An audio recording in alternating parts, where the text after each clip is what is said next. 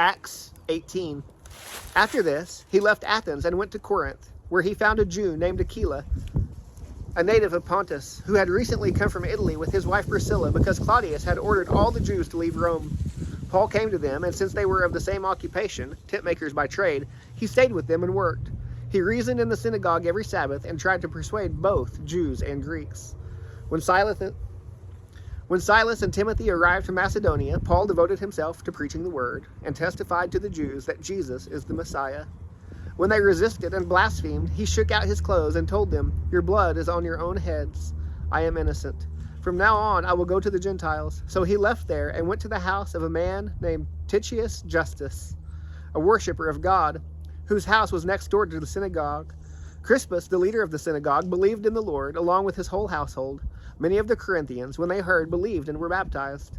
The Lord said to Paul in a night vision, "Don't be afraid, but keep on speaking and don't be silent, for I am with you, and no one will lay a hand on you to hurt you, because I have many people in this city." He stayed there 1.5 years, teaching the word of God among them.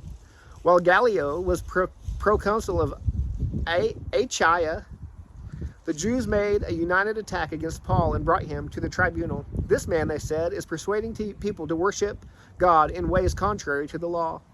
As Paul was about to open his mouth, Gallio said to the Jews, "If it were a matter of wrongdoing or of a serious crime, it would be reasonable for me to put you up with the Jews. But if these are questions about words, names, and your own law, see to it yourselves. I refuse to be a judge of such things." So he drove them from the tribunal, and they all seized Sosthenes, the leader of the synagogue, and beat him in front of the tribunal. But none of these things mattered to Gallio. After staying for some time, Paul said farewell to the brothers and sisters and sailed away to Syria, accompanied by Priscilla and Aquila. He shaved his head at Cenchreae because of a vow he had taken. When they reached Ephesus, he left them there, but he himself entered the synagogue and debated with the Jews. When they asked him to stay for a longer time, he declined, but he said farewell and added, "I'll come back to you again, if God wills." Then he set sail from Ephesus.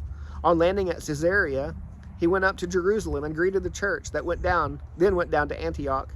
After spending some time there, he set out, traveling through one place and after another in the region of Galatia and Phrygia, strengthening all the disciples. Now a Jew named Apollos, a native Alexandrian, an eloquent man who was competent in the use of the scriptures, arrived in Ephesus.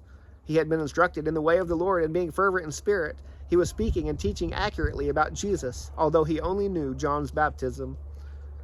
He began to speak boldly in the synagogue. After Priscilla and Aquila heard him, they took him aside and explained the way of God to him more accurately.